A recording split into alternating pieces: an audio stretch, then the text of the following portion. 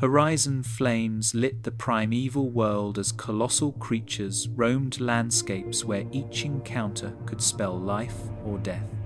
Across turbulent oceans, dense forests, and sprawling plains, predators and prey engaged in battles that shaped the path of evolution itself. From the earliest terrestrial hunters to the titans of Cretaceous seas, survival demanded strength, cunning, and relentless adaptation. Fossilized bones, trackways, and teeth preserve these epic confrontations, silently recording the drama of existence. Enter a world where giants fought giants, and witness the struggle that defined prehistoric dominance. Titans of the deep, oceanic behemoths collide. Beneath the placid surface of Devonian seas, a hidden world of immense predators surged through ancient currents, shaping the course of life long before the first dinosaurs walked on land. Massive armoured fish, known as placoderms, dominated the benthic and pelagic zones, with jaws capable of exerting over 6,000 newtons of force, enough to crush the protective exoskeletons of contemporaneous prey. Among them, Dunkleosteus torelli loomed as a true titan, with a skull exceeding a metre in length and a bite that could slice through almost any competitor, its feeding apparatus a marvel of evolutionary engineering. Fossil evidence from Michigan and Morocco reveals a complex jaw hinge, allowing simultaneous shearing and crushing, an adaptation unseen in modern vertebrates. Amid this predatory tapestry, early sharks navigated the seas with remarkable agility. Species like Cladocelaceae displayed streamlined bodies with heterocircle tails, enabling sudden bursts of speed that compensated for their comparatively smaller size. Fossilized stomach contents show a diet ranging from armored arthropods to juvenile placoderms, suggesting that even these smaller predators played a critical role in regulating population dynamics. Teeth preserved in Carboniferous deposits indicate repeated serration patterns and wear consistent with active predation rather than scavenging, revealing behavioral sophistication at a time often considered primitive. Coral-studded reefs and submerged ridges became theatres for confrontations between these aquatic giants. Evidence from bite-marked placoderm armour demonstrates repeated attacks, sometimes leaving healed fractures, indicating that these encounters were not always fatal and that individual animals survived multiple skirmishes. Paleontologists have hypothesized that such injuries imply not only physical resilience, but also complex interactions involving territory, dominance, and mating, extending the influence of these apex predators beyond mere consumption into shaping social and ecological hierarchies. In deeper waters, the first coelacanth-like sarcopterygians patrolled with surprisingly stealthy movements. Their lobed fins allowed for subtle adjustments in position, granting access to prey in rocky or vegetated microhabitats that were inaccessible to the bulkier placoderms. Fossilized traces in Devonian sedimentary layers indicate that these fish could approach schools of smaller, armoured fish without creating detectable pressure waves, an early example of ambush predation in vertebrates. Such adaptations underscore the intricate interplay between predator morphology and prey behaviour, foreshadowing strategies that would dominate oceans for hundreds of millions of years. Gigantic cephalopods also entered this marine drama, although evidence remains more circumstantial. Fossilized beaks and hook-bearing arms suggest that ammonites and early squid-like mollusks could ambush juvenile placoderms, while their shells provided both armour and camouflage. Stable isotope analysis of their calcareous shells indicates a diet rich in mid-sized fish, bridging the gap between microscopic planktonic feeders and the leviathans of open water. These mollusks added a third axis of predatory pressure, forcing vertebrate hunters to evolve faster swimming speeds and more efficient feeding mechanics. Turbulent nearshore environments shaped by tidal shifts and storm-driven currents, became arenas for transient but intense predatory encounters. Trace fossils demonstrate that some placoderms exploited shallow waters to corner smaller competitors, while sharks patrolled the edges of reefs in coordinated patterns, possibly hunting in loosely synchronized groups. The juxtaposition of armored ambush predators and agile chasers created a dynamic, multi-layered food web, as revealed by isotopic gradients in fossilized bone material, showing overlapping but distinct trophic niches. One particularly compelling insight comes from the analysis of Titanichthys, a relative of Dunkleosteus, whose massive bladed jaw plates appear poorly suited for active predation on armored prey. Recent biomechanical modeling suggests that it may have employed a filter-feeding strategy, sweeping planktonic organisms from the water while avoiding direct competition with larger carnivores. This diversification of feeding modes illustrates an early example of ecological partitioning, where even apex-sized fish adopted strategies that reduced direct conflict while maximizing resource exploitation. Stratigraphic studies from the Gogo Formation in Western Australia reveal fossil assemblages where multiple apex predators coexisted in surprisingly high densities. Their distribution implies subtle partitioning by depth, prey preference, and activity period, demonstrating that the oceans of the Devonian were far from chaotic battlegrounds. Rather, they were complex systems governed by both competition and coexistence. Analysis of jaw mechanics alongside sedimentology suggests that predator interactions could trigger cascading effects on prey populations, indirectly influencing reef structure, nutrient cycles, and even sediment deposition. Microfossils provide another window into this deep time drama. Tiny scale fragments and conodont elements preserved in sedimentary layers indicate that prey abundance fluctuated seasonally, creating periods of intense predatory activity followed by relative scarcity. Such patterns may have driven evolutionary innovations, including stronger armor, faster strikes, and more efficient locomotion, illustrating that the greatest battles were fought not only between species, but across generations through natural selection. Geochemical data from Devonian oceans show episodes of low oxygen concentration, particularly in deeper basins, which would have forced predators into narrower ecological corridors. Fossil evidence indicates that Dunkleosteus and other apex fish adapted with enhanced gill surface area and robust circulatory structures, allowing them to hunt efficiently in oxygen-limited waters. This environmental constraint likely intensified encounters in oxygen-rich zones, creating hotspots of predatory confrontation, where survival demanded both strength and strategy. The scale of these interactions is staggering. Some placoderms exceeded 8 meters in length, dwarfing most contemporaneous predators. Yet they faced competition not only from each other, but from multiple smaller, yet highly effective hunters. The evidence preserved in fossils, from punctured armor to healed bite marks, from trackways to stomach contents, paints a picture of a marine world defined by constant negotiation between size, speed, and cunning. These titanic struggles shaped the early vertebrate food web, establishing hierarchies and predation strategies that would echo through subsequent geologic periods. Ultimately, the oceans of the Devonian reveal a choreography of survival in which colossal predators did not merely hunt, but competed in a complex ecological theatre, negotiating resources, territory, and opportunity.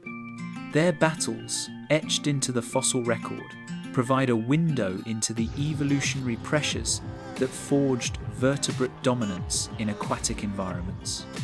As the ancient seas roared with these leviathans, The stage on land was slowly being set for the first terrestrial giants to emerge, hinting at the titanic confrontations that would soon unfold in forests, plains, and swamps far from the marine abyss. Savage lands, the first giant predators. Amid the cracked and sun-scorched plains, the first land predators stalked their prey with a measured patience unmatched in the oceans, moving through an environment dominated by arid floodplains, seasonal rivers, and sprawling fern-dotted expanses. The Permian world was a harsh crucible, where survival required both size and cunning. Among the apex predators, Dimetrodon stood as a striking figure, its sail-backed form rising above contemporaries. The elongated neural spines, connected by vascularized tissue, not only regulated body temperature, but likely served as a visual display in predatory intimidation or sexual competition, demonstrating that dominance could be communicated without immediate violence.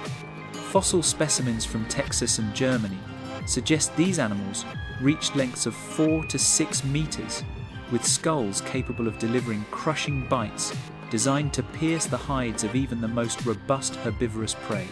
Rivers, shallow and winding, became arenas of opportunity and danger, where ambush could mean survival or death. Trackways preserved in sandstone show repeated patterns of movement, with apex predators approaching herbivores under the cover of sparse vegetation or along shifting riverbanks. These patterns indicate a combination of stealth, patience, and explosive bursts of speed, suggesting hunting behaviors more complex than mere pursuit. Fossilized sediments occasionally capture moments of predation in exquisite detail. A torn rib here, a punctured femur there, recording a confrontation long after the participants were gone. Such evidence illuminates a world where life was contested not only through brute force, but through strategy, timing, and environmental awareness. Fossilized footprints tell stories of creatures larger than any predator before them, moving in deliberate, calculated steps that balanced weight, agility, and muscular power. Gorgonopsids, with their elongated canines and flexible jaws, exemplify a specialization in ambush predation. Biomechanical reconstructions indicate that these predators could open their jaws to a remarkable gape capable of piercing the necks or flanks of prey, while their powerful hind limbs allowed sudden lunges. These adaptations reveal that the Permian apex hunters were as much architects of their environment as inhabitants, shaping the behavior and evolution of herbivorous contemporaries through predatory pressure. The sail-backed Dimetrodon rose above its contemporaries, its towering spines providing more than thermoregulation. Recent studies suggest that its skeletal structure could withstand lateral forces during grappling with struggling prey, allowing it to pin or maneuver herbivores with controlled precision. Jaw analyses show serrated teeth capable of cutting through tough hides and bone, while wear patterns suggest repeated use over a lifetime, indicating these predators often engaged in multiple hunts without catastrophic injury. The fossil record shows healed injuries on Dimetrodon individuals, implying survival from both prey resistance and encounters with rival predators, a testament to the physical resilience and tactical prowess of these land titans. Teeth marks, preserved on skeletal remains, reveal repeated patterns of attack, indicating strategies honed over generations. Inostrancevia, another gorgonopsid from Russia, provides a glimpse into high-latitude predation, with canines measuring over 20 centimeters. These teeth were not merely offensive tools. Their placement and curvature allowed precise targeting of vital areas, suggesting selective hunting rather than indiscriminate biting. Coprolite analysis further reveals a varied diet, with remains of smaller synapsids, amphibians, and even juvenile pariesaurs, reflecting opportunistic adaptability in a landscape where prey abundance fluctuated seasonally. Nightfall brought its own trials, as synapsid hunters leveraged keen senses of smell and vision in the dimming light. Comparative studies of cranial cavities suggest expanded olfactory bulbs, enabling gorgonopsids and dimetrodon to track prey across expansive floodplains under limited visibility. Limb morphology hints at the capability for rapid strikes or sudden adjustments mid-lunge, a combination of strength and agility necessary to subdue nimble prey. Environmental reconstructions indicate that temperature drops at night affected prey behavior, concentrating herbivores near water sources and creating predation hotspots for these nocturnal or crepuscular hunters. Bone beds across Texas and Russia hint at predator density, territoriality, and interactions among rival hunters. Fossil assemblages often cluster several individuals, suggesting either mass mortality events or persistent territorial overlap. Analysis of bite marks and healed injuries points to repeated intraspecific confrontations, where dominance battles may have influenced access to prime hunting grounds. These findings imply that apex predator hierarchies were not static. Competition among contemporaries shaped individual behavior, reproductive success, and ultimately, species evolution. Erosion of floodplains occasionally revealed the fossilized aftermath of confrontations, evidence of both predator skill and prey resilience. Some specimens show defensive adaptations in herbivorous synapsids, such as reinforced skulls or dermal ossifications, likely selected through continuous predation pressure. Trace fossils indicate that juvenile prey sometimes survived predatory attempts, preserving the evolutionary feedback loop whereby predator tactics and prey defenses co-evolved in tandem. The fossil record thus encodes both violent interactions and the slow negotiation of survival that characterized Permian ecosystems. Comparative anatomy suggests that limb structure and muscle attachments allowed lightning-fast strikes despite immense bulk. Synapsids like Ankylosaurus combined sprawling forelimbs for stability, with hind limbs capable of rapid propulsion, producing a balanced platform for ambush attacks. Skeletal morphology also indicates resilience during grappling with prey, with vertebral column structure absorbing torsional stress during encounters. These biomechanical insights underscore the evolutionary sophistication achieved by these early land apex predators long before the appearance of dinosaurs. Climatic shifts in the late Permian pressured these apex predators to adapt, innovate, or perish. Fossil pollen and plant assemblages reveal increasingly arid conditions punctuated by drought cycles, concentrating prey around shrinking water sources. Apex predators responded with shifts in range, hunting technique, and possibly dietary flexibility.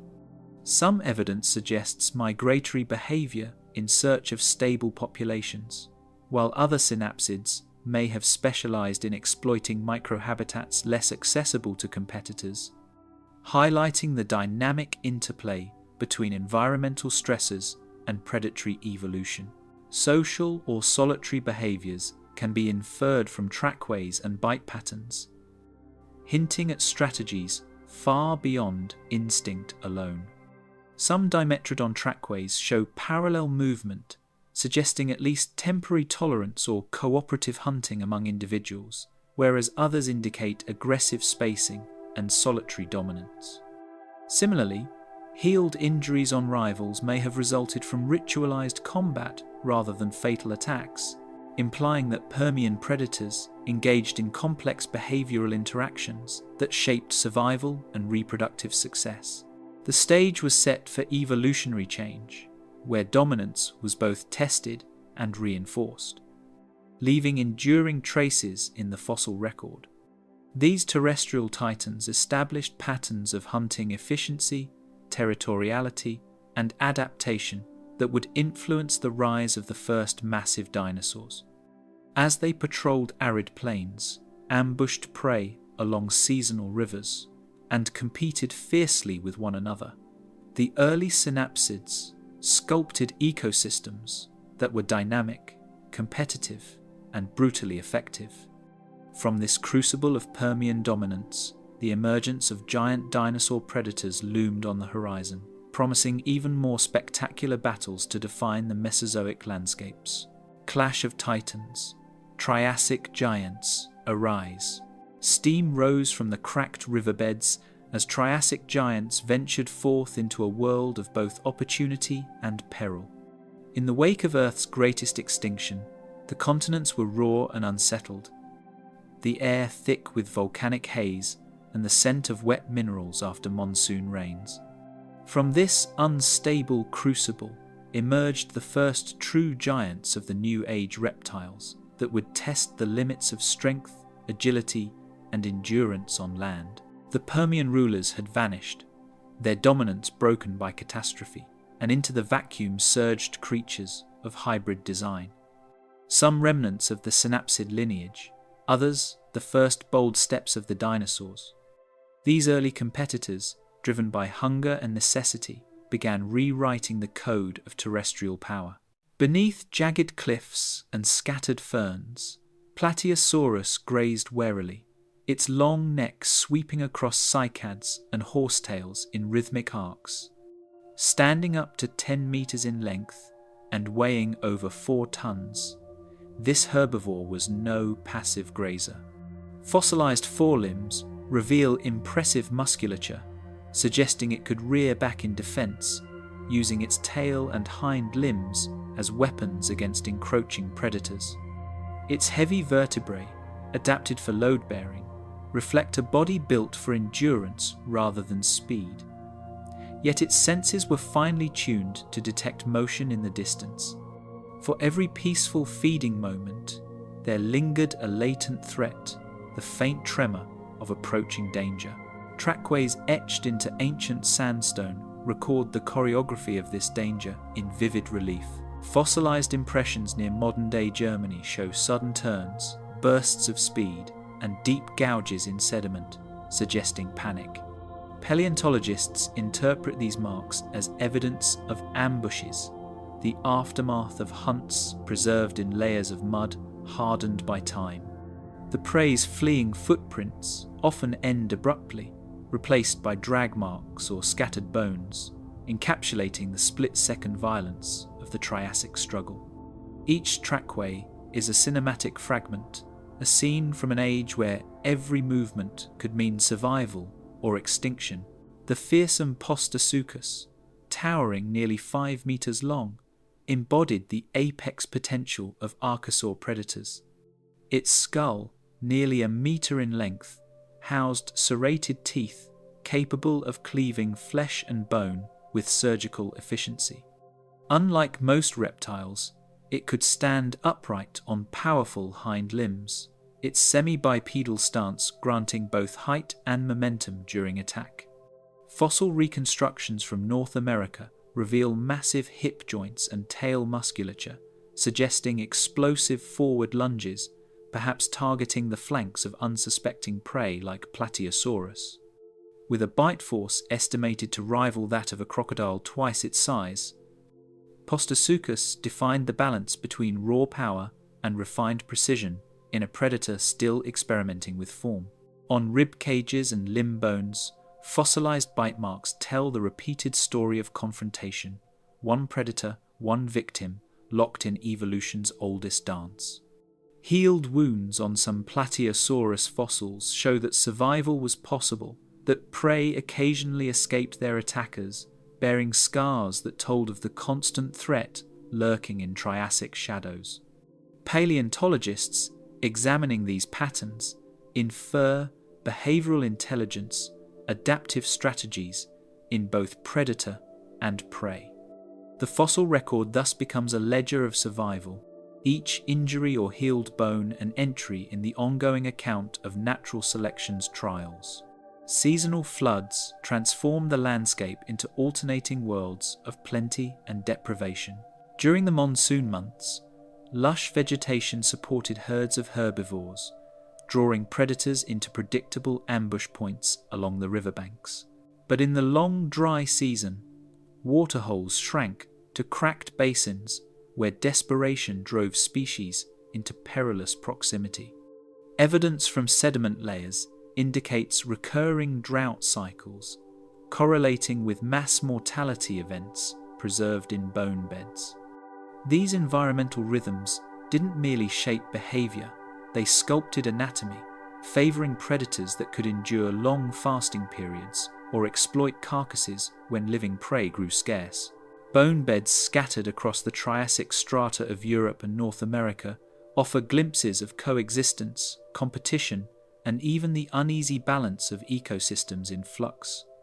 In one site from Germany's Trossingen Formation, dozens of Plateosaurus individuals lie entombed together, possibly victims of sudden flooding or drought. Interspersed among them are fragments of Postosuchus teeth, hinting at scavenging or predation during the event. The fossil layering suggests cycles of death and renewal, the same ground repeatedly claimed by herbivore herds and reclaimed by predators. Such recurring patterns speak of ecological stability emerging from chaos, the first semblance of structured food webs after the Permian's devastation. Comparative anatomy paints a vivid picture of mobility and force. The limb joints of Postosuchus articulate in a way that allowed a forward-driving gait uncommon among earlier reptiles, supported by ossified tendons that stabilized its posture during attack. In contrast, Plateosaurus evolved dense bones with marrow cavities adapted for both strength and metabolic balance. The contrast between predator and prey was thus one of specialization, speed and aggression meeting endurance and fortitude. Each adaptation is refined through countless confrontations, each success or failure leaving a trace in the evolutionary record. Volcanic ash layers scattered across the Triassic deposits act as geological timestamps, recording both catastrophe and rebirth. These ashfalls, radiometrically dated, reveal that the ecosystems housing Postosuchus and Plateosaurus were subject to frequent environmental instability. Climate models based on isotopic data suggest temperature swings exceeding 10 degrees Celsius between seasons, creating conditions of extreme stress. Such volatility spurred innovation. Species that could not adapt perished, while survivors diversified rapidly, leading to the appearance of smaller, more agile early dinosaurs like Eoraptor and Coelophysis, whose fossils mark the first signs of the dominance to come. Some predators, driven by hunger or territorial instinct, turned their aggression toward rivals of their own kind. Fossil evidence of healed cranial fractures and bite marks on Postosuchus skulls supports the theory of intraspecific combat. These contests may have determined dominance, mating rights, or access to limited resources, echoing the social conflicts later seen in larger theropods. Paleobiological reconstructions suggest ritualized combat displays, open-mouth posturing, lateral shoving, precursors to the dominance behaviors that would characterize later Mesozoic predators. In these interactions, we glimpse the first shadows of organized violence beyond mere survival. In Triassic formations, fossilized nests and juvenile specimens hint at emerging parental strategies. Although few species exhibited true nurturing behavior, some evidence suggests nest guarding or site selection based on environmental safety. The presence of juvenile bones alongside adult remains implies temporary protection or group behavior during vulnerable life stages. These evolutionary experiments in care, even if primitive, mark the beginning of behavioral complexity that would flourish in the dinosaurs of later ages.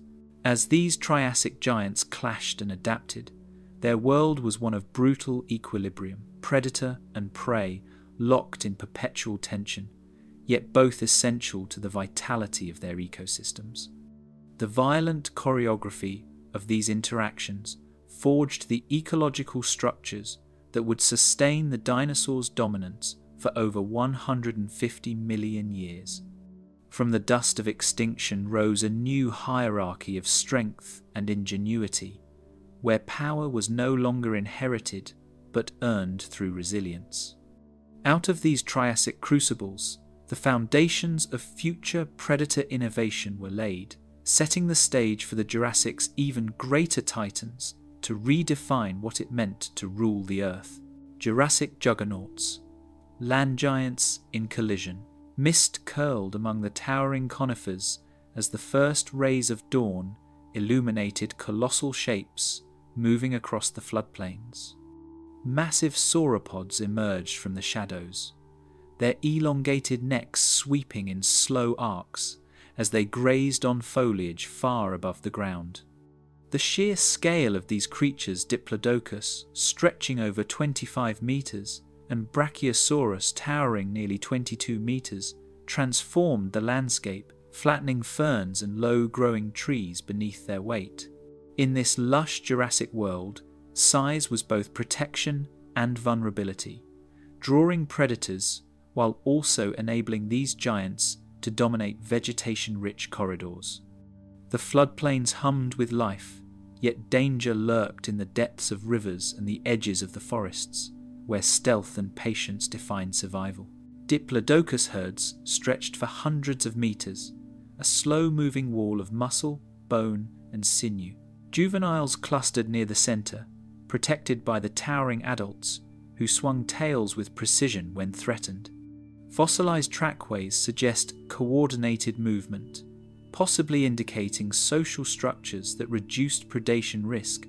These herds were living fortresses, yet even their size could not entirely deter the predators that had begun to specialize in exploiting weaknesses, from stragglers to injured individuals. Every step they took was a negotiation with gravity, energy, and vigilance. A delicate balance maintained over millions of years of evolutionary refinement. Shallow rivers glistened with the reflections of stealthy predators, eyes scanning for weakness in the massive herds. Allosaurus, with serrated teeth over 20 centimeters long and a skull built for precision strikes, patrolled these floodplains with predatory efficiency. Fossilized limb bones indicate muscular forelimbs capable of grappling with struggling prey, while hind limbs delivered bursts of acceleration. Riverbanks provided ambush points, where patience and cunning often outweighed raw speed. Even juvenile sauropods were at risk, and the fossil record preserves telltale bite marks along vertebrae and rib cages, evidence of predation attempts interrupted, completed, or failed. Claw marks etched into fossilized logs reveal the brutal efficiency of Allosaurus attacks on juvenile or sick individuals. These predators did not merely kill, they engaged in precise strikes, often targeting vital areas. Biomechanical reconstructions show the skull could withstand torsional stress during violent struggles, allowing it to deliver repeated blows without fracturing. Such evidence highlights the evolutionary arms race between predator and prey, a dynamic tension where size, strength, and strategy are continually tested against each other. Tracks of early crocodilians trace calculated ambush points along riverbanks, suggesting remarkable patience and environmental awareness. Genera like Goniopholis and Pelagosaurus utilized shallow waters to conceal movement, striking suddenly at unsuspecting herbivores drinking at the edge. Fossilized sediment layers show repeated congregations of predators along key river crossings, implying territorial behavior and an intimate understanding of the landscape. These early crocodilians, though smaller than theropods, played a crucial role in shaping the behavior of herbivore herds, forcing adaptations in vigilance, movement, and herd cohesion. Evidence from fossilized vertebrae shows repeated stress patterns, indicating long-term adaptations to supporting immense body mass. Sauropods evolved vertebral structures reinforced with air sacs, distributing weight efficiently while reducing metabolic cost. Limb bones bear sculpted muscle attachment sites, reflecting the immense forces needed to move, rear, or pivot during encounters with predators. These adaptations reveal that Jurassic giants were not merely passive titans. Their anatomy allowed controlled motion, defense, and engagement with their environment, highlighting the interplay of evolution, physiology, and survival. Seasonal storms transformed the landscape, concentrating herbivores and creating sudden, high-risk encounters with predators. Fossilized floodplain layers indicate rapid sediment deposition, capturing moments of struggle, movement, and predation, frozen in time. Herbivore herds sought refuge along elevated ridges, while predators exploited these bottlenecks to maximize hunting efficiency. These dynamic conditions produced repeated opportunities for selective predation, shaping not only behavior but long-term evolutionary trends in both predator and prey species. Coprolite analysis provides insight into diet, revealing that even apex predators occasionally scavenged to supplement hunting. Remains of juvenile sauropods, small ornithischians, and fish have been found within fossilized feces of Allosaurus and other theropods. Such dietary flexibility would have been essential in periods of drought or prey scarcity, underscoring the adaptive strategies that allowed these predators to thrive in complex ecosystems. The interplay between hunting and scavenging created selective pressures that encouraged both ingenuity and opportunism. Bite marks preserved on tail vertebrae and rib cages suggest complex predator-prey interactions beyond simple consumption. In some cases, healed injuries indicate escape from predation attempts, demonstrating resilience and the effectiveness of defensive strategies like tail strikes or coordinated herd defense. Paleontologists interpret these scars as evidence of repeated encounters where predator learning and prey adaptation co-evolved in an endless cycle, sculpting both morphology and behavior over generations. Nests, preserved in the fossil record, demonstrate strategies for protecting the young, even amid constant environmental and predatory pressure. Diplodocus and other sauropods appear to have selected nesting sites near elevated terrain or floodplain margins, minimizing access for predators.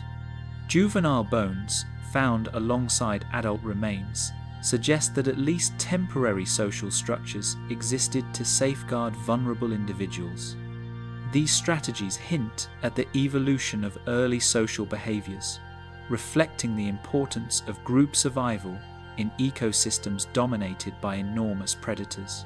Erosion patterns in sedimentary layers allow reconstruction of floodplain topography, revealing likely paths of both herbivores and predators. Paleogeographic modelling suggests that predator patrol routes, water sources, and feeding grounds were intricately linked, producing predictable zones of interaction. Such spatial dynamics shaped evolutionary pressures, forcing herbivores to adapt movement, vigilance, and herd density, while predators refined stalking, ambush, and energy-efficient hunting techniques. This interplay underpinned the complexity of Jurassic food webs, marking a new stage in terrestrial ecological sophistication. Collisions of these giants sent tails swinging, jaws snapping, and herds scattering, intensifying ecological and evolutionary pressures and hinting at the sophisticated predation strategies yet to come in the late Jurassic. Every movement, every strike, every calculated withdrawal contributed to an invisible ledger of survival, one that would dictate the dominance of the species for millions of years. From these ancient floodplains, the foundations of truly colossal predator-prey dynamics were forged, setting the stage for the apex hunters and titanic confrontations that would define the final acts of the Jurassic. Skies of fury, aerial predators take flight. Sunlight glinted off membranous wings as pterosaurs wheeled above the cliffs, casting long shadows over the floodplains and rivers below. The Jurassic skies, expansive and unpredictable, had become a theatre of competition where aerial predators mastered the three-dimensional realm with astonishing skill. From the smallest pterodactylus to the titanic pteranodon, these creatures were the apex hunters of the air, each wingbeat a calculated act of survival. The cliffs provided launching points, thermals carried them effortlessly across valleys, and the rivers teemed with fish that demanded precision and daring to capture. Flight had opened a new dimension for predation, and with it came both freedom and peril. Pteranodon stretched its wingspan over 10 meters, banking sharply to intercept a school of fish skimming the river's surface. Fossilized beak morphology suggests remarkable precision, allowing these giants to snatch prey with minimal energy expenditure. Wing bones, hollow yet reinforced with struts, balanced lightness and structural integrity, enabling both long glides and rapid aerial maneuvers. These predators were not merely gliders. They were strategic hunters, leveraging air currents, prey movement, and social observation to maximize hunting success in a complex ecosystem. Juvenile pterosaurs learned flight through repeated trial and error, often under the watchful eye of adults defending prime hunting territory. Fossilized growth rings in wing bones indicate rapid development in some species, allowing juveniles to compete for food and territory at an early age. Observations of articulated skeletons reveal the musculature and tendon structures critical for launching, landing, and maintaining control mid-air. For the young, survival depended on learning both aerial agility and the subtle hierarchies established among older competitors. Intricate vascular networks emerge in wing membranes preserved in exceptional fossils, suggesting that thermoregulation played a critical role in sustained flight and high-altitude hunting. These networks, visible in Rhamphorhynchus and Pteranodon fossils, would have allowed rapid heat exchange during long flights, preventing overheating during dives or prolonged gliding. Analysis of microstructure indicates that blood flow could be finely controlled, balancing energy expenditure with predatory efficiency. Additionally, this thermoregulatory system may have enabled these predators to hunt at varying altitudes, exploiting prey inaccessible to less adapted competitors. Such physiological sophistication highlights an evolutionary edge, allowing aerial predators to dominate both spatially and ecologically across Jurassic landscapes. Within preserved skulls, jaw and crest features reveal adaptations for both aerodynamic function and social signaling among competitors. In species like Rhamphorhynchus, tail veins may have provided stability during high-speed chases, while crests serve to intimidate rivals or attract mates.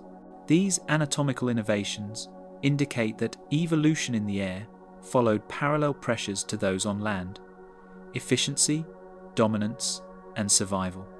Every curve of bone and sinew was a record of countless generations refining the art of aerial life. Territorial disputes sometimes escalated into aerial duels, with talons and beaks clashing mid-flight in displays of strength and dominance. Fossilized injuries, including healed fractures of wing phalanges and jaw damage, confirm that pterosaurs engaged in direct combat rather than passive displays alone. These confrontations, while perilous, were essential for securing access to feeding grounds, nesting sites, and mating opportunities, illustrating a complex behavioral repertoire that rivaled even terrestrial predators in sophistication. Trackways preserved near ancient lake shores indicate repeated landings and takeoffs, shedding light on hunting patterns and feeding behavior. Shallow mudflats show impressions of webbed feet and clawed talons, often associated with concentrated feeding zones. Paleontologists interpret these traces as evidence of cooperative or competitive behavior, with multiple individuals exploiting the same rich resource while maneuvering for advantage. These sites provide a window into the everyday struggles that defined aerial life, far beyond dramatic mid-air battles. Wing bones, hollow yet reinforced, demonstrate the delicate balance between lightweight flight and the structural demands of predation. The pneumaticity of the skeleton reduced mass without sacrificing strength, enabling sudden dives, sharp turns, and long-distance glides. Comparative studies with modern birds reveal similar mechanical principles, yet pterosaurs combined them with enormous size, from 2-meter wingspans to giants exceeding 10 meters.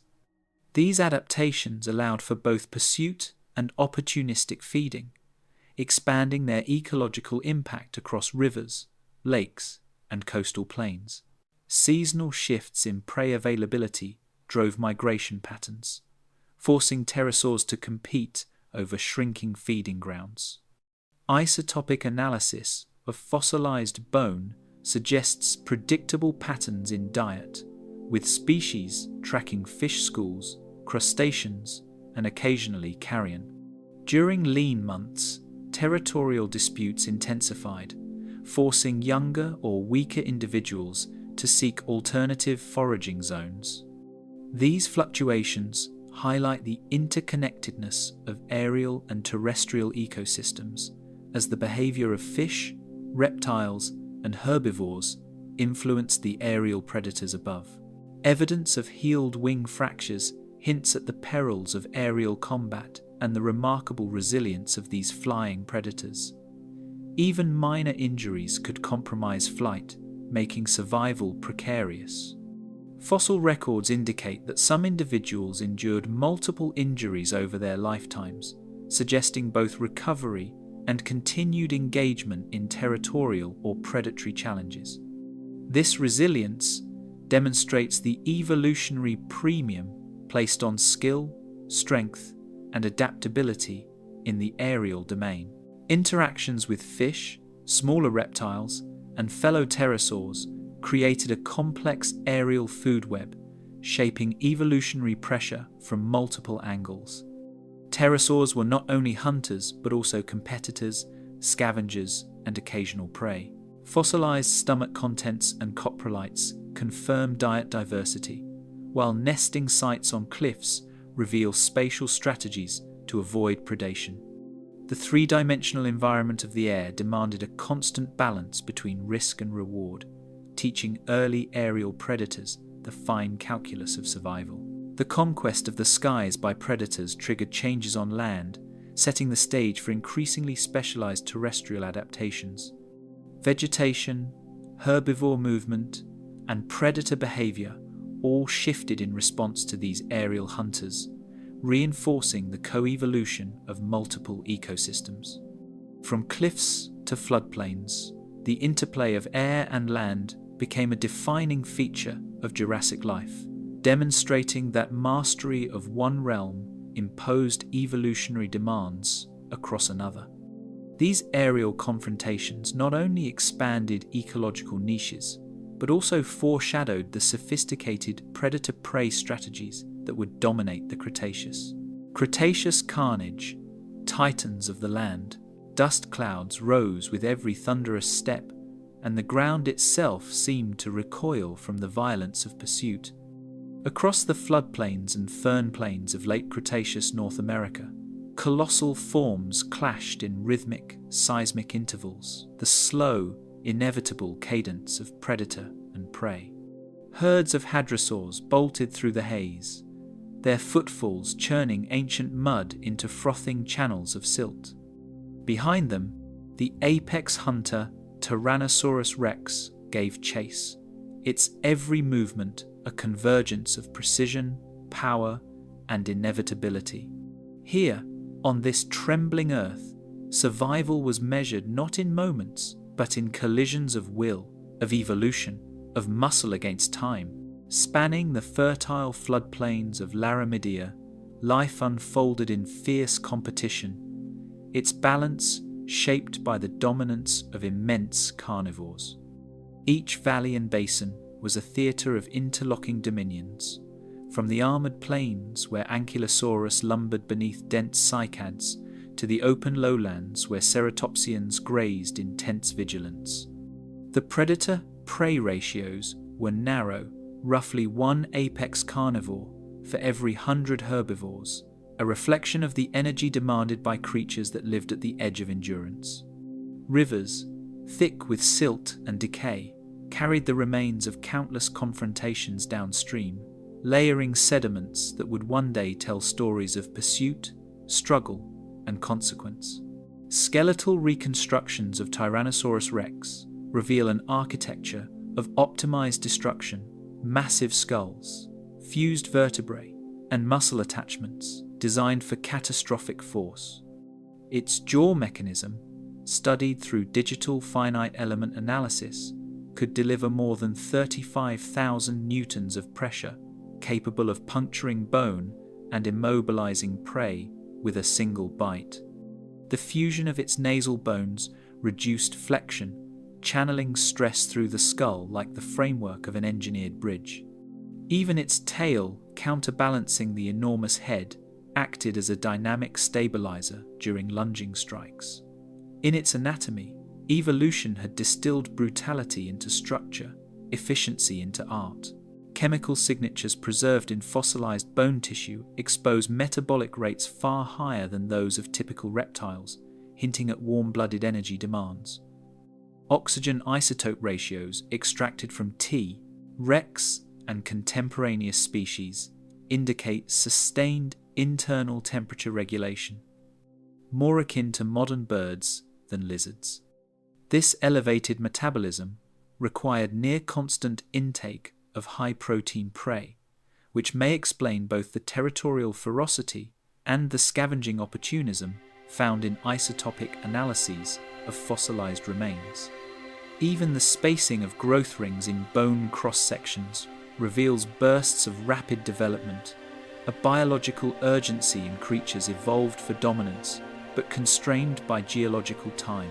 Further south, in what is now Patagonia, Giganotosaurus carolinii reigned over humid forests and floodplains where sauropods herded in uneasy formations. At nearly 13 meters long, this southern titan matched or exceeded its northern rival in scale, but differed in predatory style. Its elongated jaws and serrated teeth acted as slicing instruments rather than crushing tools, designed to inflict massive blood loss through slashing wounds. Fossil trackways suggest coordinated movement among smaller theropods in its shadow, perhaps evidence of opportunistic following scavengers drawn to the echoes of a kill. Biomechanical simulations show that these predators relied not on speed, but on timing and precision, delivering lethal strikes at close range.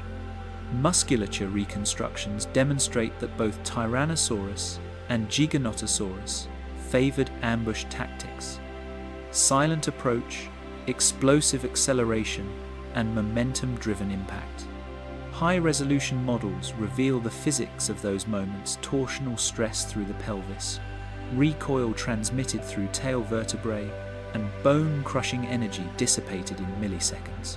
The fight between predator and prey was less a chase than a test of structural endurance, a contest where survival depended on how long bone could resist force. Among their prey, the armoured Ankylosaurus and the horned Triceratops countered with evolutionary fortresses of bone and keratin, turning survival into an arms race of form. Ankylosaurus, nearly 8 meters long and encased in osteoderms, wielded a tail club dense enough to shatter bone, its swing force exceeding 2 tons of kinetic energy. Triceratops, with its parietal frill and three-pronged defense, turned head-on collisions into ritualized combat, not only against predators, but within its own species. Fossilized bone beds suggest herding behavior and mutual defense, a rare cooperative adaptation in an age dominated by individual struggle. Paleopathological evidence, healed fractures, puncture marks, and regrown bone reveals that survival often depended on endurance more than strength. The fossilized skeleton known as Su, the largest T, Rex ever found, bears traces of infection, broken ribs, and healed jaw injuries, proof of a life defined by repeated conflict. Some wounds align with tooth spacing from other Tyrannosaurus, hinting at intraspecific combat over territory or mates. In these bones, paleontologists read a narrative of resilience creatures so evolved for violence that even their healing became a weaponized adaptation. Climatic fluctuations and shifting flora occurring as the Cretaceous neared its close, tightened ecological pressures, driving predator populations into unstable competition. The spread of flowering plants reshaped vegetation patterns, altering the abundance and migratory behavior of herbivores. Drier intervals in the late Maastrichtian compressed ecosystems, forcing predators into closer proximity and triggering more frequent confrontations. The fossil record shows a decline in diversity among large theropods even before the asteroid's impact, the result not of sudden catastrophe, but of ecosystems strained to their limits. Volcanic activity from the Deccan Traps introduced atmospheric instability, dimming skies, and altering global carbon cycles that rippled through the food chain. Temperature differentials between hemispheres forced migratory shifts, and isotope analysis of marine sediments reveals disrupted nutrient flows that reached even the inland plains. Each disruption magnified the tension among apex predators species tuned to perfection yet vulnerable to imbalance. In this precarious equilibrium, the mightiest hunters faced the limits of their evolutionary design. Even as terrestrial battles reached their evolutionary climax, distant coasts echoed with the roars of another kind, marine predators that ruled where sunlight fractured the waves. Beneath those shifting tides, ancient reptiles prepared for their own reigns of terror, adapting the tools of land warfare to a weightless, liquid battlefield. The story of dominance was about to change domains, descending from roaring plains into the blue-black abyss, where evolution would once again rewrite the meaning of power. Mesozoic seas, leviathans in deadly pursuit, while Cretaceous skies echoed with the thunder of Tyrannosaurus steppes, the oceans below churned with leviathans that hunted in near silence. Below the glimmer of surface sunlight, a realm of perpetual tension unfolded, a kingdom ruled not by raw strength, but by grace and precision. Here, in the mineral-rich depths of the western interior seaway and the vast Tethys Ocean, marine reptiles evolved into machines of fluid lethality. The boundaries between predator and prey blurred into motion, every ripple concealing an instant of death. Through the mineral blue haze of the western interior seaway, Mosasaurus hoffmanni drifted with deceptive ease, its paddle limbs propelling it through liquid corridors of light. This apex hunter, stretching up to 17 meters, wielded a skull lined with double-hinged jaws capable of swallowing prey whole. Its fluke, a crescent-shaped tail like that of a modern shark, generated bursts of acceleration that shattered the stillness of the sea. Each movement was calculated a coil of muscle, a sudden strike, the silence after impact. Hydrodynamic studies of mosasaur fossils reveal vertebral columns arranged for power rather than endurance, optimized for short, devastating ambushes. The ratio of thrust to drag in digital reconstructions suggests a design that prioritized agility over speed, a hunter built to dominate in confined coastal waters. Chemical traces on fossilized teeth further indicate a diet that spanned from ammonites to other marine reptiles, reinforcing its role as the ocean's supreme opportunist. Unlike the terrestrial predators that relied on terrain and weight, the mosasaur's battlefield was frictionless and infinite. Far older predators, the pliosaurs, had already perfected ambush predation long before mosasaurs claimed their reign. Kronosaurus queenslandicus, with its massive skull spanning nearly 3 meters, embodied raw hydrodynamic force, a reptile that struck like a battering ram from the abyss. Its short neck and broad flippers turned its entire body into a weapon, one capable of instant acceleration from stillness to slaughter. Within its fossilized stomachs, the remains of turtles, fish, and smaller ichthyosaurs reveal an ecosystem that revolved around the physics of momentum and shock. In the shadows of these hunters moved the ichthyosaurs, descendants of land reptiles that had long since surrendered to the sea's embrace. Shonisaurus popularis, one of the largest of its kind, at over 20 meters, glided through Triassic oceans in effortless arcs, its body shaped by evolution into an almost perfect instrument of pelagic life. Its eyes, proportionally larger than those of any other vertebrate, captured the faintest shimmer of prey hundreds of meters below. Long before dolphins or whales, these reptiles mastered the art of living in endless motion, their bodies in equilibrium between breadth and depth. Microscopic analysis of ichthyosaur eye rings reveals adaptations for extreme depth perception.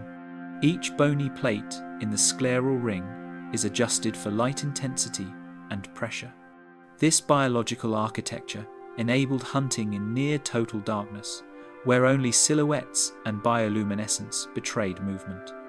In these depths, prey and predator were locked in sensory warfare, echolocation-like detection, the shimmer of reflected light, and the vibration of passing fins. Fossilized embryos preserved within female ichthyosaurs offer haunting evidence of live birth in the open ocean, a reproductive leap that ensured continuity even far from shore. In open waters where no refuge existed, survival depended on the mastery of motion. Marine reptiles had to understand the geometry of pursuit, how to anticipate turns, how to strike in 3 dimensions, how to use currents as weapons. Paleohydrodynamic simulations show that mosasaurs and pliosaurs exploited thermoclines, the invisible boundaries between warm and cold layers, to conceal their approach. To hunt in these layered oceans required instinct elevated to spatial intuition, a choreography of death where hesitation meant extinction. Chemical isotopes extracted from fossil teeth reveal that these predators were not static inhabitants but global wanderers. Seasonal shifts in oxygen 1:8 and carbon 1:3 ratios indicate migrations that spanned entire proto-oceans, from the tropical shallows of the Tethys to the cooler northern shelves. Some species may have followed schools of fish across hemispheres, others tracked the spawning cycles of ammonites. This planetary scale of predation mirrors modern whale migrations, an early expression of the biological drive to follow abundance across an ever-changing planet. Even the prey were innovators in this deadly game. Ammonites evolved intricate shell coiling to resist crushing jaws. Belemnites developed jet propulsion that launched them from danger. Early teleost fish honed lateral lines that detected pressure waves from approaching predators. Each adaptation forced the hunters to evolve further sharper senses, more efficient musculature, and faster neural responses. Evolution in the Mesozoic ocean was not gradual, it was an arms race of perception and motion, sculpting the perfect predator from trial and attrition. The fossilized remains of an Elasmosaurus and Mosasaurus entangled in mutual death tell a story frozen in stone, predator and prey locked in evolution's final equation.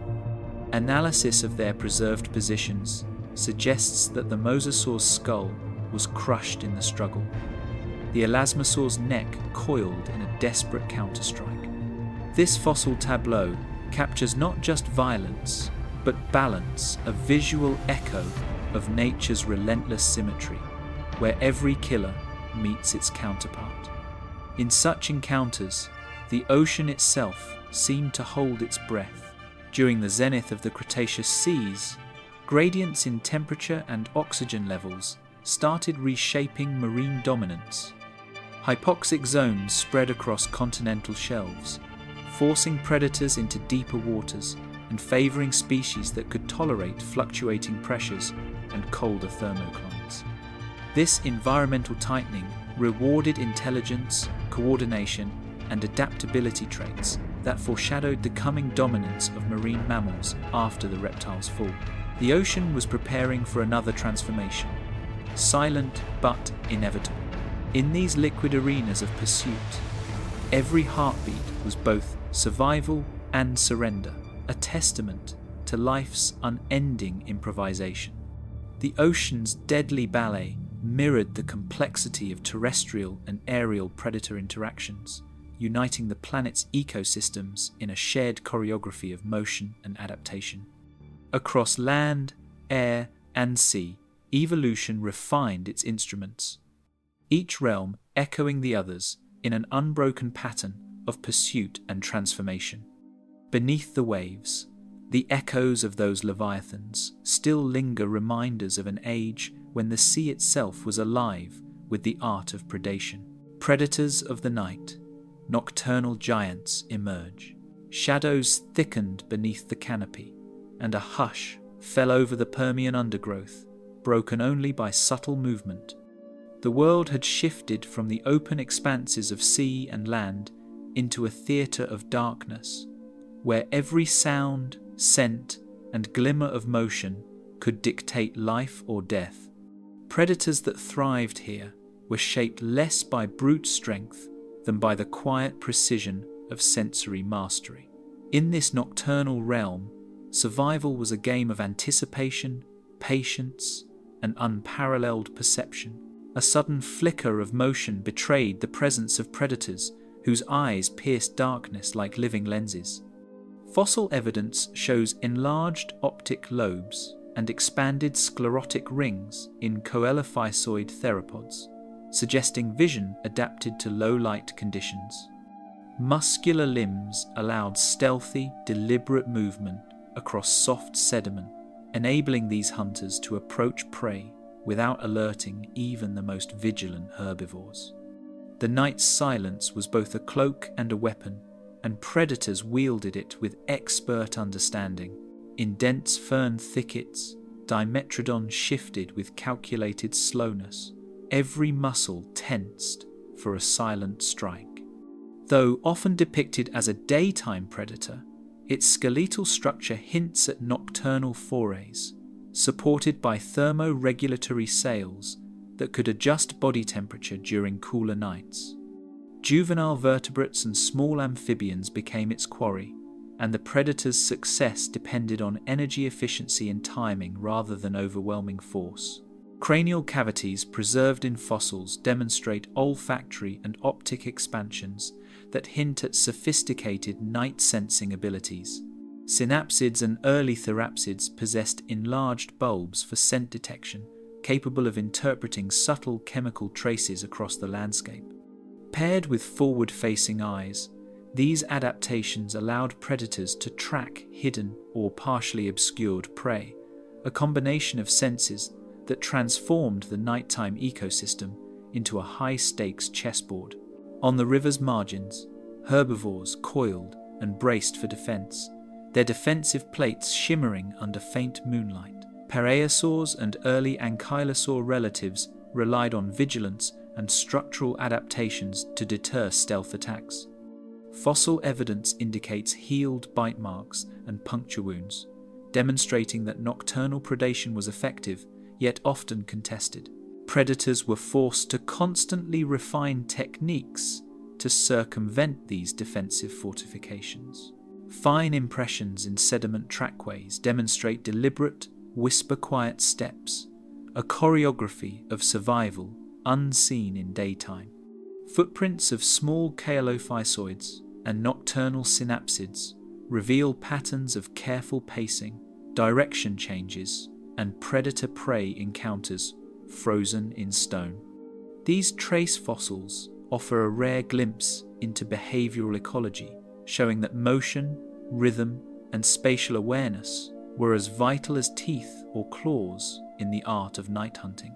Even the tiniest nocturnal hunters exploited shadows, hunting amphibians and insects that flourished after dusk. This ecological layering created a complex web where size alone did not determine dominance. Nocturnal activity spread across multiple trophic levels, influencing the evolution of prey behavior, defensive structures, and sensory capabilities in both large and small species. Enlarged eye sockets and forward-directed vision in kaolophysoid fossils indicate precision depth perception essential for night hunting. Combined with limb morphology adapted for quiet locomotion, these predators executed ambushes with unparalleled efficiency. Their prey often had little warning, relying solely on reflexes and armor to survive fleeting attacks. These adaptations illustrate that nocturnal ecosystems demanded cognitive refinement and biomechanical optimization in ways daytime environments did not. Humidity and chill-shaped activity cycles, forcing predators to adjust timing, patience, and strategy in response to environmental rhythms. Fossilized plant matter and isotope analysis indicate fluctuating night temperatures and moisture levels, affecting prey visibility, movement patterns, and predator metabolic rates.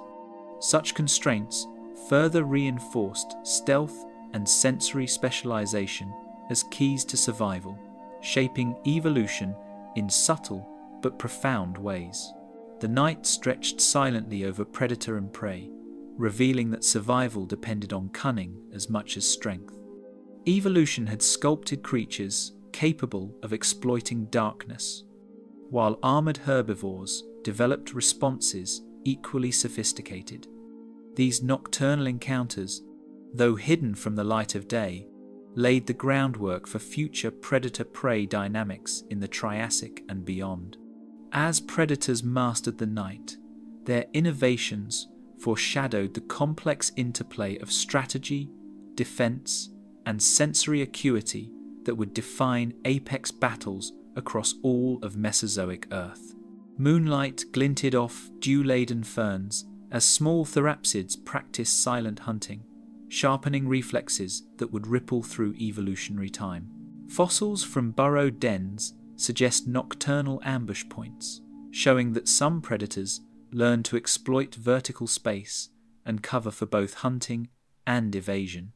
Bite marks and claw scars preserved in skeletal remains indicate that night hunting imposed unique, selective pressures, favoring speed, timing, and sensory integration over raw strength.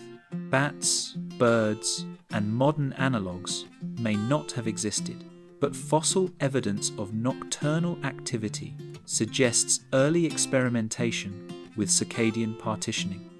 Small vertebrates that foraged after dusk forced predators to diversify strategies, while prey species concurrently developed heightened vigilance and behavioral adaptations. Isotopic data from fossilized teeth indicate nighttime feeding patterns in some synapsids, confirming that darkness was a fully exploited ecological niche. The rhythmic pulse of nocturnal ecosystems created evolutionary pressure on predator and prey alike, shaping morphology, behavior, and even reproductive strategies. Predators with enhanced night vision and olfaction thrived alongside armored or highly alert prey, creating dynamic and tightly coupled interactions. Fossilized gut contents reveal a surprising diversity of prey items, from amphibians to juvenile reptiles, emphasizing that nighttime hunting broadened the dietary spectrum and reinforced ecological complexity. Under a canopy where even a whisper could betray presence, the night demanded acute awareness of every shadow, scent, and sound. Adaptations in vision, hearing, and olfactory sensitivity coalesced into a predatory toolkit unlike anything seen in daylight ecosystems. This interplay of stealth, sensory mastery, and environmental adaptation illustrates that Mesozoic evolution was as much about exploiting temporal niches as it was about size or strength. By the time the first light of dawn touched the Permian floodplains, the nocturnal giants had vanished into shadow, leaving behind evidence of a world as brutal and precise as any daylight confrontation. These predators' mastery of darkness laid the foundation for more sophisticated hunting strategies in later Mesozoic lineages, showing that survival often depended on ingenuity, adaptation, and timing. Life under the cloak of night had tested skill, perception, and endurance, and in doing so, had reshaped the balance between predator and prey in ways that would echo across millions of years. Armored titans, defensive giants, and their foes. Sunlight glinted off ridged armor, casting shifting patterns across the Cretaceous plains as colossal herbivores stirred. Massive ankylosaurs shifted slowly, each movement amplified by the weight of osteoderms and bony plates, designed to repel even the most determined predator. In the dappled light of dense floodplain forests, their presence was both a challenge and an invitation, a living fortress that tested the ingenuity of any carnivore bold enough to attempt an attack. Fossil evidence suggests these early armored giants were not merely passive, but dynamic participants in predator-prey interactions, capable of both shielding themselves and delivering counterattacks with devastating tail swings. In the dim light beneath forested slopes, ankylosaurs marched with purpose, their tail clubs swinging with mechanical precision. The distribution of ossified tendons and reinforced vertebrae allowed these structures to function like levered hammers, delivering bone-crushing impacts. Biomechanical modeling indicates that a single strike could generate enough torque to break ribs or damage the limbs of pursuing tyrannosaurids. Herding behavior amplified defensive effectiveness, allowing individuals to cover one another's flanks while predators attempted to isolate a target, demonstrating a sophisticated level of social coordination previously underestimated in herbivorous dinosaurs. Predators studied the armored giants with patience, circling and probing weak points exposed by gaps in bone and keratin. Tyrannosaurus rex, with its unparalleled bite force and forward-facing binocular vision, sought to exploit vulnerabilities along flanks and underbellies, yet osteoderm arrangements often thwarted such strategies. Abelisaurids, by contrast, relied on agility and repeated slashing attacks, aiming to wear down defenses over time. Fossilized scars and healed wounds on ankylosaur specimens provide a vivid record of these repeated encounters, revealing that survival was as much about endurance and resilience as it was about brute force. Scarred osteoderms, preserved in fossils, reveal repeated strikes from jaws and claws that failed to breach the ultimate defense. High-resolution CT scans show microfractures where predators struck, indicating significant stress yet no catastrophic failure, a testament to evolutionary refinement. Some osteoderms exhibit evidence of remodeling, suggesting that ankylosaurs could repair and strengthen armor over time, an adaptation that turned every predator assault into a test of both persistence and strategy. These structural marvels transformed the Cretaceous plains into a theatre of tactical confrontation, where every engagement could dictate life or death. Muscle attachments and vertebral structure of the tail suggest an evolutionary emphasis on both offense and deterrence. Studies reveal that ankylosaur tail clubs could achieve angular velocities sufficient to stun predators without compromising balance, while the vertebral column absorbed shocks efficiently to prevent self-injury. Comparative analyses with modern analogues, such as armored mammals and reptiles, indicate that these adaptations represented a peak in evolutionary engineering, combining protection, mobility, and counterattack potential. The sophistication of these mechanisms underscores the co-evolutionary pressures that defined predator-prey dynamics during the late Cretaceous. Paleontologists uncover evidence of coordinated predator behavior, where timing, leverage, and positioning determined the outcome of encounters. Trackway analyses reveal stalking patterns and approach angles, suggesting that predators evaluated environmental conditions and armor layout before committing to a strike. Some fossils show simultaneous bite marks from multiple attackers, implying cooperative hunting or opportunistic pack-like behavior, though the specifics of social coordination remain debated. The fossil record thus provides a window into both sides of this evolutionary arms race, illustrating adaptation in action. Trace fossils indicate ambushes near riverbanks and dense vegetation, highlighting how terrain amplified defensive advantages. Ankylosaurs exploited natural cover, limiting predator mobility and funneling attacks into zones where tail strikes and flank defenses were most effective. Sediment analysis, coupled with fossil placement, shows that these ambush strategies were repeatable and likely selected over generations, further shaping both predator and prey morphology. Environmental context, therefore, was as critical as anatomical defense, creating a triad of success: armor, behavior, and landscape. A detailed study of bone tissue uncovers repeated stress patterns consistent with surviving multiple predator engagements. Osteohistology reveals microcracks healed with dense, remodeled bone, indicating that ankylosaurs endured numerous attacks throughout their lifespan. These insights highlight a long-term, iterative battle between predatory innovation and defensive durability, revealing that the evolutionary arms race was not a single moment, but a persistent, generational struggle. Each healed injury represents not just survival, but the passing of resilient traits to subsequent generations, perpetuating the cycle of challenge and adaptation. The interplay of predator strategy and defensive evolution created an ongoing escalation visible in successive species across the late Cretaceous.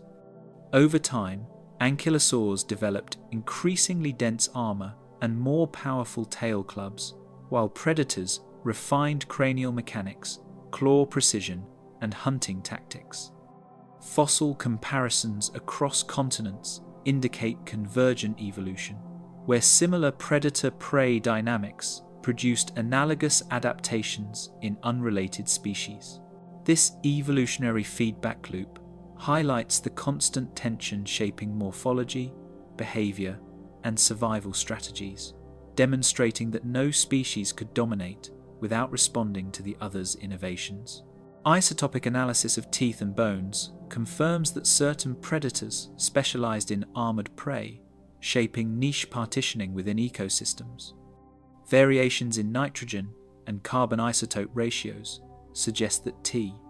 rex populations targeted large ankylosaurs preferentially, while smaller theropods focused on juveniles or less protected species. Such dietary specialization drove ecological diversity and influenced population structures, ensuring that both predator and prey evolved in tandem.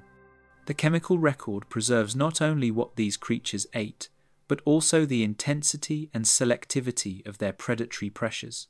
Each clash, though deadly, was also a lesson in evolutionary adaptation, driving the development of heavier armor, more agile maneuvers, and sharper predatory skills. The fossil record captures a dialogue between offense and defense, a testament to millions of years of iterative improvement. Ankylosaurs became mobile fortresses, while their adversaries evolved the cunning, patience, and precision to challenge them. This co-evolutionary narrative underscores that survival was never guaranteed, and innovation was the currency of existence in these prehistoric landscapes. Evolution forged defenses of remarkable complexity, and predators responded with novel tactics, continuing the relentless cycle of challenge and countermeasure.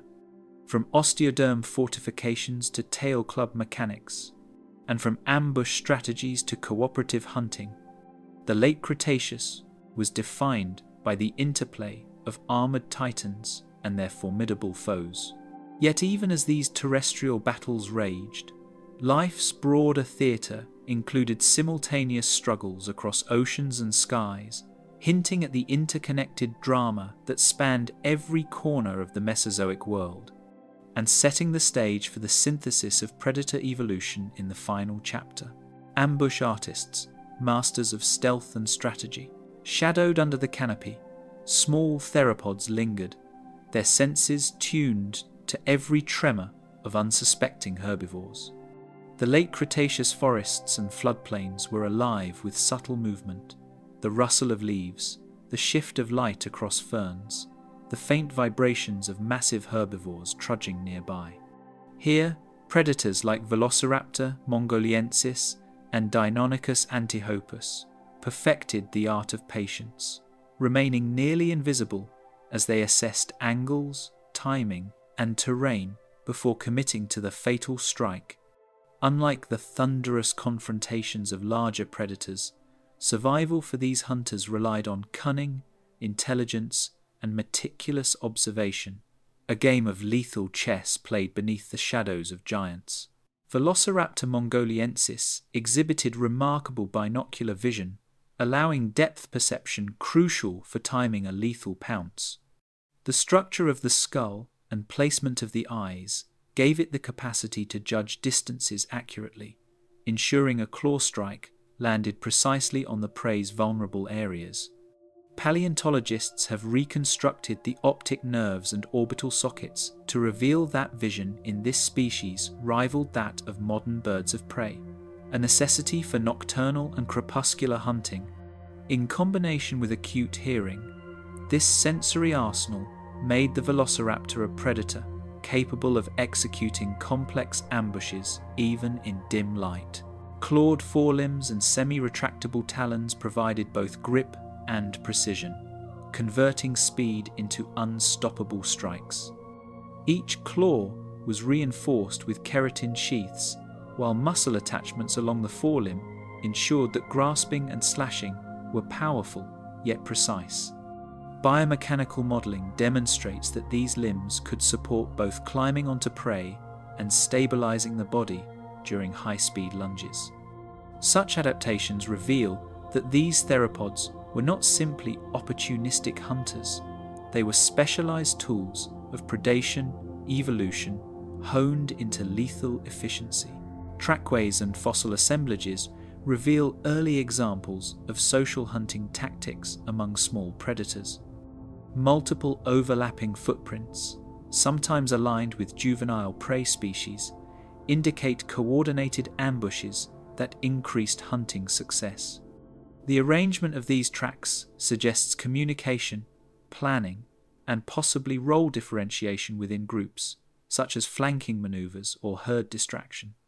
This predatory collaboration indicates cognitive sophistication far beyond simple instinct, showing that strategy was as critical as strength or size in these ecosystems. Dense underbrush and shifting light offered concealment, enabling ambushes that even armored prey could not anticipate. Forest understories, riverbanks, and broken terrain provided natural camouflage that these predators exploited with exceptional patience. Modern studies of predator-prey dynamics reinforce the advantage of stealth in heterogeneous environments, and Mesozoic landscapes presented an early, dynamic template for such behavior. The theropods' muted coloration and feather patterns likely augmented these natural defenses, making them nearly invisible until the final, explosive moment. Deinonychus fossils indicate robust muscle attachments in hind limbs and tails, combining balance and agility in pursuit. Their elongated, stiffened tails acted as counterbalances during rapid turns and pounces, while their strong hind limb musculature provided explosive acceleration over short distances. These anatomical traits allowed Deinonychus to strike with speed and maintain stability even on uneven terrain or when grappling with struggling prey. The interplay of skeletal design and musculature underscores the evolutionary investment in agility over brute force, a hallmark of ambush strategy. Feather impressions, preserved in exquisite detail, suggest adaptations for silent approach and thermoregulation during prolonged stalking. Fossils from Asia show that even small predators possessed filamentous or quill-like feathers along limbs and tails, which would have muffled movements and reduced visual detection. Additionally, feathering regulates body temperature during extended hunts, particularly in cooler climates or during nighttime activity. This dual purpose exemplifies how evolution optimized multiple survival strategies within a single anatomical innovation. Analysis of coprolites and gut contents confirms a diet of medium-sized herbivores, sometimes extending to juveniles of larger species. Prey included early ceratopsians, small ornithopods, and juvenile sauropods, demonstrating that these predators could exploit niches inaccessible to their larger counterparts. The selective targeting of specific prey sizes suggests a high degree of ecological intelligence, where the energy expenditure of hunting was balanced against the likelihood of success. Such dietary precision allowed ambush predators to thrive alongside giant carnivores without direct competition. Cognitive demands, indicated by relative brain size in troodontids, suggest that strategy and planning were as vital as physical adaptations. Endocast studies reveal enlarged cerebellums and optic lobes, indicating enhanced coordination, spatial awareness, and visual processing.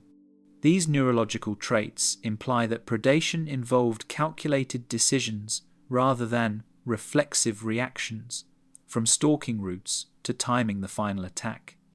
Intelligence, therefore, became a weapon as potent as claws or teeth, a defining feature of the ambush predator's niche.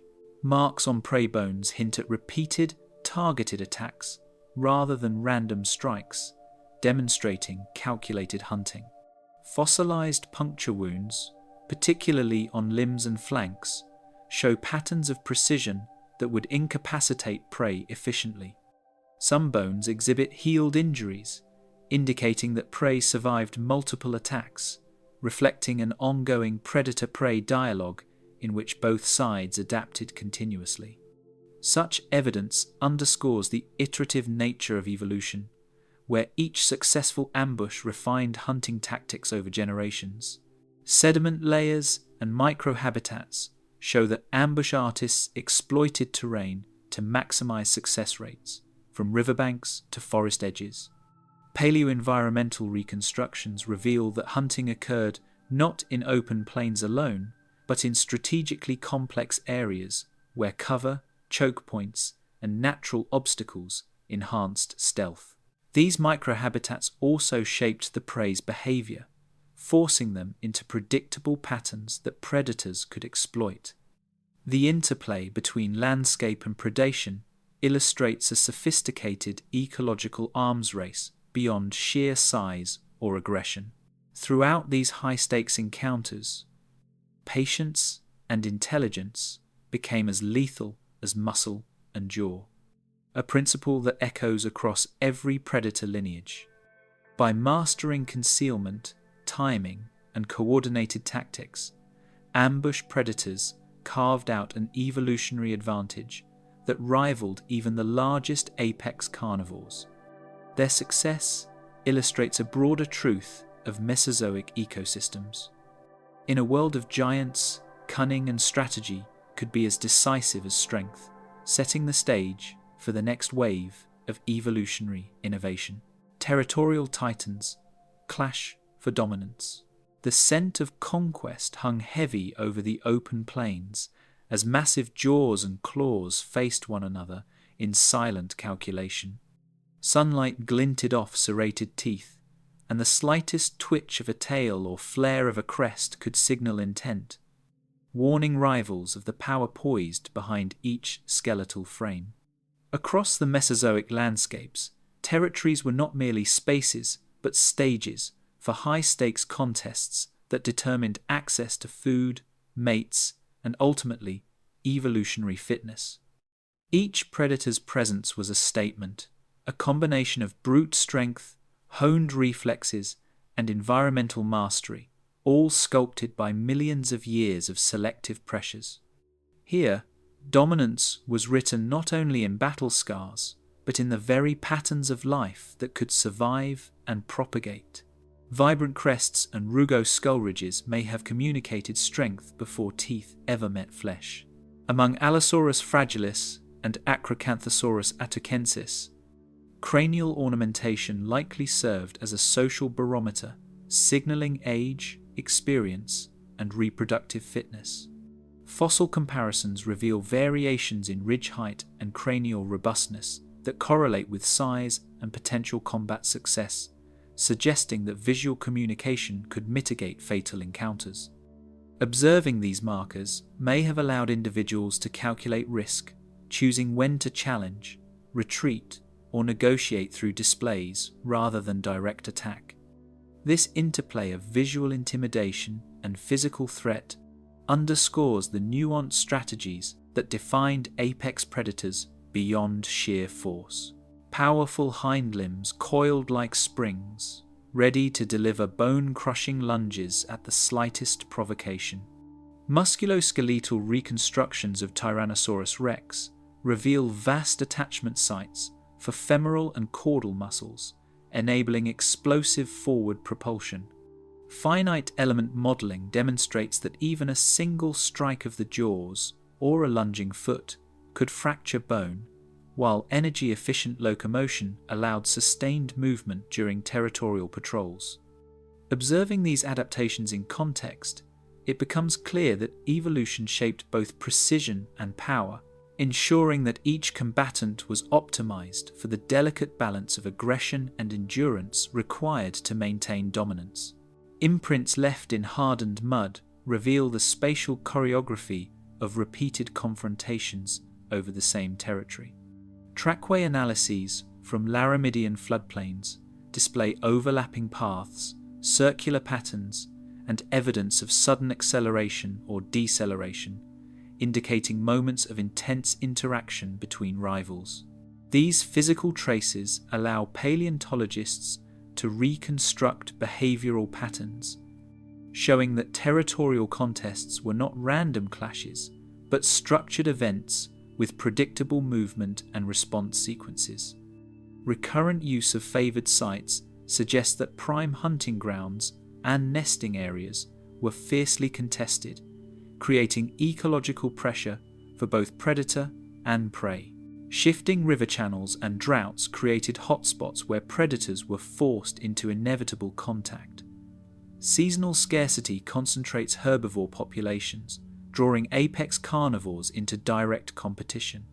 Fossil assemblages indicate that these zones saw higher rates of bite marks, healed fractures, and overlapping trackways.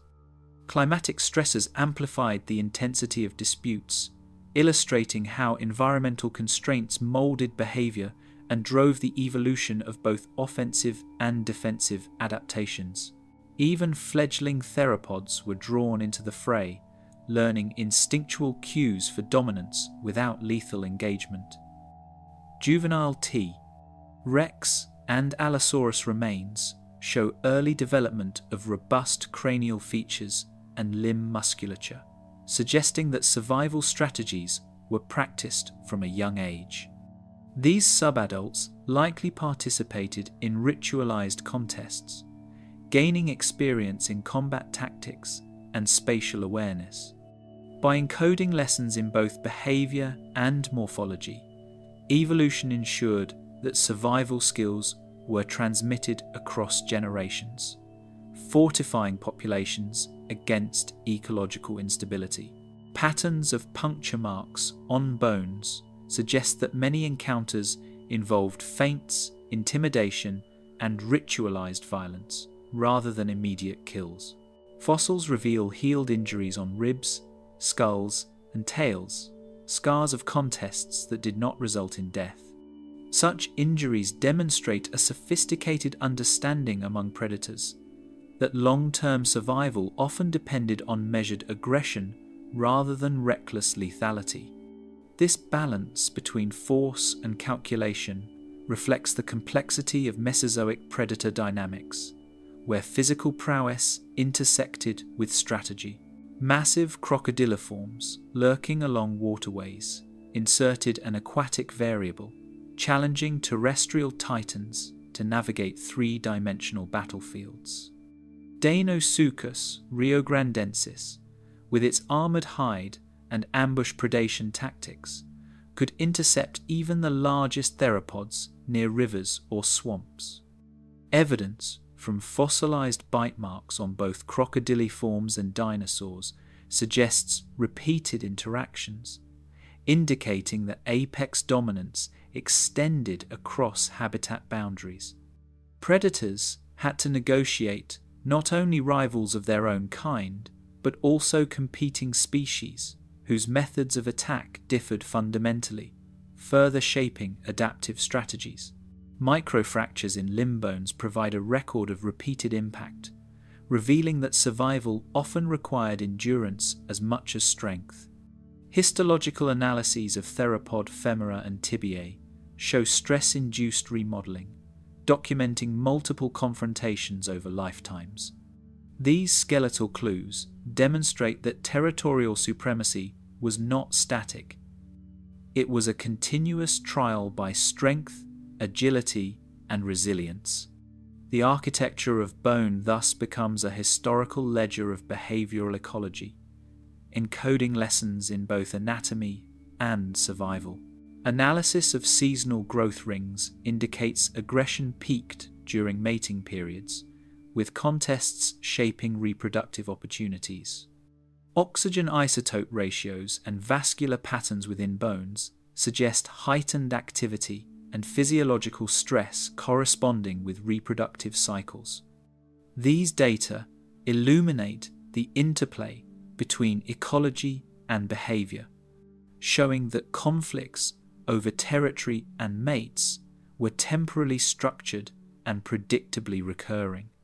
Evolutionary pressures favored those capable of both physical dominance and strategic timing, ensuring that reproductive fitness aligned with territorial control. Dominance conferred not only territory but reproductive advantage, channeling genetic traits across successive generations. Specimens displaying healed injuries alongside robust cranial and limb morphology suggest that the most successful individuals survived multiple contests and reproduced extensively. By mediating access to food, nesting sites, and mates, territorial behavior influenced gene flow, shaping the evolution of predator lineages and the ecosystems they dominated. Every victory and defeat inscribed itself upon the landscape and the species, a testament to strategy, strength, and survival writ large across the Mesozoic. As the era's apex predators fought and prevailed, they sculpted their environments, leaving behind tracks, scars, and evolutionary legacies that resonate through the fossil record. In this theatre of dominance, the same principles of power, timing, and cunning that shaped terrestrial battles echoed in aerial and aquatic realms. underscoring a universal truth. In the Mesozoic, survival demanded mastery over both body and strategy, and supremacy was the ultimate currency of life itself. Final frontiers, apex battles before extinction. Twilight settled over the late Cretaceous plains, and predators moved with a caution born of scarcity and survival. The vast ecosystems that once thrived under relentless competition were now fracturing under climatic stress and habitat shifts. Tyrannosaurus rex, the undisputed apex of Laramidia, prowled the edges of floodplains, muscles tensed and nostrils flaring, its senses honed by millennia of predatory perfection. Every step of this colossal hunter was dictated by both instinct and the pressing reality of dwindling prey, revealing that even the mightiest predators were not immune to environmental pressures. Along shrinking river channels, herds of Triceratops and Edmontosaurus clustered tightly, their movements cautious yet calculated. Predators watched and circled, testing the limits of endurance, weighing risk versus reward. Fossil trackways preserved in sandstone reveal these tense interactions, where a single misstep could determine life or death. The plains themselves seemed to shrink beneath the weight of ecological collapse, concentrating confrontation zones where apex predators and their quarry collided in increasingly desperate encounters. Analysis of fossil growth rings uncovers periods of slowed development, evidence of prolonged environmental stress impacting even apex species. Bones from late Cretaceous theropods show interruptions in growth, suggesting that seasonal scarcity and competition forced adaptations in hunting behavior and metabolism. This biological record highlights how apex predators, despite their size and skill, were intricately tied to the rhythms and vulnerabilities of the ecosystems around them. In the shifting shallow seas, Mosasaurus adjusted its hunting routes as prey became patchily distributed across changing coastlines. Marine reptiles faced similar pressures as land predators, with food sources scattered by fluctuating sea levels and temperature gradients. Evidence from isotope analysis of teeth indicates seasonal migrations covering hundreds of kilometers, echoing terrestrial struggles for territory and survival. Even in the oceans, the rules of predation had shifted. Strategy and endurance rivaled raw power in determining dominance. Dried floodplains revealed the traces of desperate hunts, where apex predators had little room for error. Fossilized footprints of tyrannosaurids intersect with hadrosaur trails, hinting at the tense cat-and-mouse games played out under the shadow of extinction pressures. These preserved moments suggest that, as prey became scarcer, confrontations grew more calculated and lethal, with every interaction a finely tuned exercise in energy management and risk assessment. Stable isotopes in marine reptile remains show temperature swings that redefined migratory and feeding patterns across oceans. Changes in water temperature and oxygen content forced marine apex predators to adjust hunting strategies, sometimes venturing into unfamiliar waters or competing with rivals over newly concentrated prey. This convergence of environmental stresses across both land and sea illustrates a planet-wide recalibration of ecological hierarchies as the end of the Cretaceous approached. Opportunistic feeding became common, with creatures exploiting every remaining carcass as competition intensified. Scavenging behavior is evident in bite marks on herbivore bones, indicating that even the most powerful carnivores occasionally relied on chance to sustain themselves. In this climate of scarcity, adaptability became as crucial as strength, and predators refined strategies to capitalize on fleeting opportunities, a testament to evolutionary ingenuity under pressure. Marks on bones reveal repeated clashes and near misses, painting a picture of high-risk hunting strategies in a pressured ecosystem. Pathologies on tyrannosaur and dromaeosaur fossils suggest frequent physical confrontations, not only with prey, but with other predators. These violent encounters reflect the heightened tension of shrinking territories, where dominance could be secured or lost in a single struggle. Even once dominant theropods occasionally withdrew from confrontations, a sign of changing territorial calculations under duress.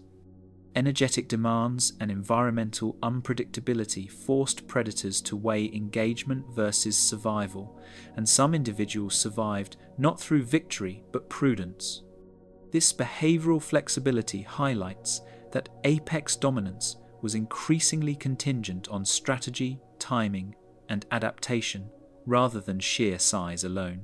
Vegetation shifts, including forest fragmentation and angiosperm expansion, created novel hunting grounds and escape routes alike.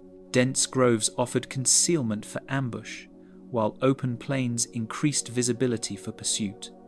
These environmental modifications altered predator-prey dynamics, fundamentally influencing hunting styles, social behavior, and even species distribution.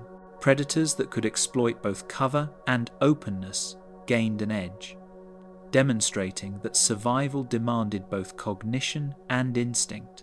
Volcanic ash and sediment layers hint at environmental catastrophes looming in the background, shaping the final battles of these giants. Episodes of local volcanism, storms, and sea level fluctuations compounded the pressures on already stressed ecosystems, forcing apex predators to confront not only rivals and prey but also the unpredictability of nature itself.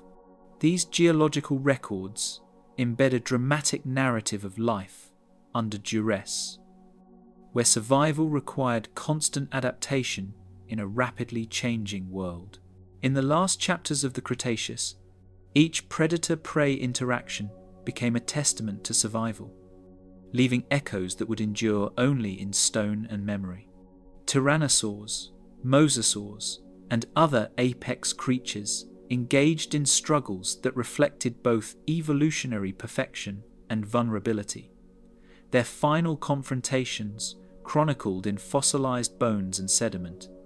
As these battles reached their climax, the stage was set for the mass extinction that would forever alter Earth's apex hierarchies, leaving only the fossil record as witness to these titanic struggles and reminding us that even the mightiest are ultimately subject to the inexorable forces of change. Time has carved the stories of colossal struggle into stone, leaving echoes of lives lived in relentless pursuit of survival and supremacy. We have glimpsed worlds where power, strategy, and instinct intertwined, and where every battle left a mark on the unfolding tapestry of life. The earth that once trembled beneath these giants now whispers their legacy through fossils and landscapes, a silent testament to the drama of existence.